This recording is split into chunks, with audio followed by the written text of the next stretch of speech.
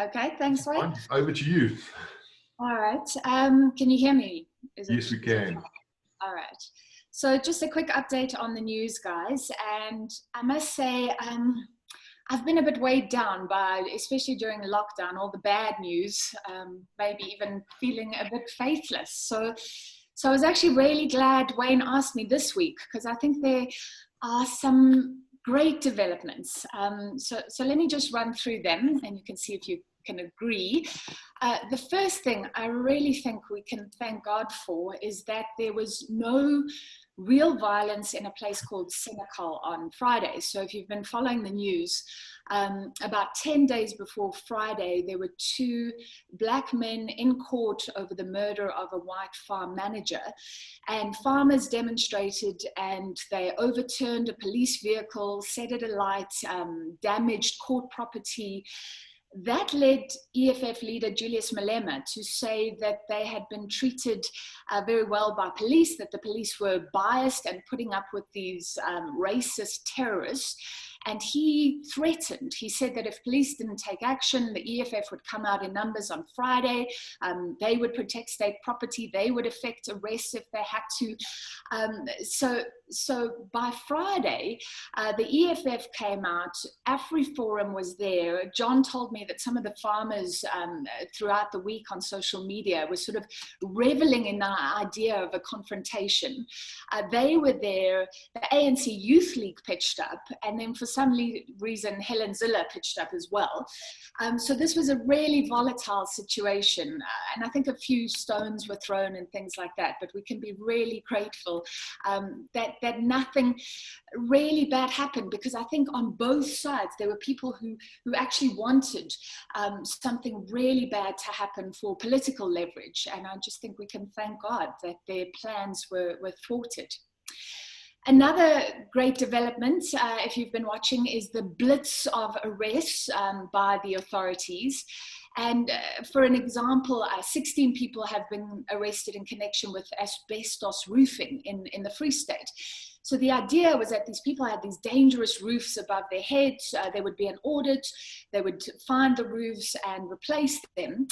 Needless to say, a lot of money has been spent and none of the roofs have been replaced after many years, but a few business people and seemingly politicians, maybe through kickbacks, became richer out of that. So there was these arrests, and at the center of it is a guy called Edwin Sodi with lots of sports cars in his driveway, which have now been seized.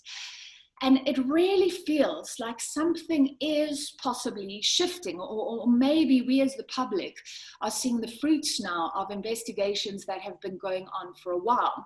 So in 2018, Cyril Ramaphosa, the president, appointed Shamila Batohi as the head of the National Prosecuting Authority. And another woman, Hermione, she sounds like Hermione from what's it called? I can't remember, but her name is actually Hermione Cronje. So these two women were appointed, and they've said that they don't have resources and that they'd like to come up with cases that they can actually prosecute. And it's taken a while, but it does seem like there's a real movement. And I guess if you get bored praying for the president, maybe those two women could be on your list, because they've got a tough job. There's a very interesting sideshow, by the way, which I don't know if you saw, but it's straight out of Desperate Housewives or Twin Peaks or something like that. But the former COO of Bosasa, Angelo Agrizzi, remember he appeared before the Zondo Commission a while ago, and he gave this marathon testimony, just naming and shaming a whole lot of state officials. And he said Bosasa had been paying kickbacks for state tenders. He's now in a corruption case with an ANC former MP. And it looked like he really wanted to come clean, you know, the bad guy spilling all the beans. But the investigators say, no, he's actually been siphoning off money to Italy. He pretended, you know, his Italian passport has suddenly gone missing. So he's seen as a flight risk. And it is good when the baddies spill the beans, but maybe it shows it's hard to change. And the really bizarre part was in court, his lawyer said that the former CEO of Bosasa, who was this radical Christian guy, Gavin Watson, who died in a car crash, may not actually be dead. He may have staged his death. So whatever, we'll follow that. A possible thing to pray for again is just that the cleanup that President Ramaphosa is leading or trying to lead actually works, because this will be a long fight.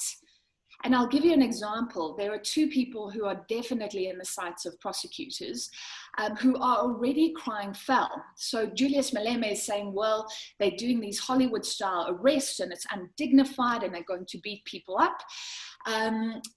The ANC Secretary General, Ace Magashule, who some believe defines corruption, he actually led out to some journalists and a whole lot of media houses, including ours, got it wrong, because he was leaking information that he was about to be arrested, which wasn't actually true. But it looks like he's doing this preemptive strike. He then said, yes, there must be no political interference if he's arrested. And it looks like he's setting up his defense even before he's taken in. You'll recall that the former president, Jacob Zuma, his case was kicked out originally because of political interference, but then it was reinstated later. So we'll see. And the president, when he presented his economic plan this week, he said that there should be no political interference in prosecutions, and he promised personally that there would be none. And he had to say it for these very reasons. He had to mean it. Some people think that the president is really playing a wait-and-see game, and he would like his enemies within the party to be taken out by legal means rather than by himself. But still, it's great that he said it and made that personal commitment that there will be no political interference. Then finally, let's look at that economic recovery and reconstruction plan and recovery plan. And this is government's answer to the ravages of COVID-19, which you'll recall was 2.2 million people losing their jobs, at least this year, because that was just in the second quarter, in April, May, and June. And there's been some skepticism about this economic plan before and after, and for two good reasons. So the one is that South Africa has had an inordinate amount of plans over the years, and sometimes they are overly long lists of course, great things to do for the economy, but economists are looking at this and saying, well, actually, it's all about implementation. It's no good to come up with these plans and nothing is in fact done. The other reason that people are skeptical is because a lot of the things listed in this new economic plan are old ideas. They're things that South Africa should have done years ago. So kind of they've been repackaged again in this new economic plan and just, put a new package on it. I'll tell you why I'm encouraged shortly. First, let me just say that I've been in business journalism for over 10 years. And there are some things for all that time that have been outstanding for some bizarre reasons. So I'll give you examples, like you've probably heard about the release of spectrum. It has to be done to bring down data costs. That's been going on for so long. More wind and energy companies need to come on board and feed energy into the grid. And that's been going along, but not fast enough. A great example is this mining bill. So it's for new oil and gas ventures. And the bill sort of gives government the ability to change its stake in those companies in future. There's an uncertain stake, therefore, that government will take. So would you come and invest and drill for more oil or start prospecting if government can take your business down the line? And of course not. So investors have been saying, we'll wait. And it's been a wait for years and years. But all these things are in the plan.